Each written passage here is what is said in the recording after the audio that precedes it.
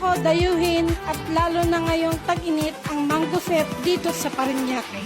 Hi mga mare! Ang ganda ng store nila na kahit maliit ay ang linis at ang aliwalas.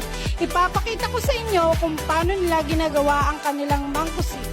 Kita nyo, sa paggawa pa lang panalo na. Ang unang sinerve ni ate ay ang mango graham sa may ice cream na topping sa taas. Second bestseller naman nila ay itong Biscoff na talaga namang lasang-lasa mo ang flavor ng Biscoff. At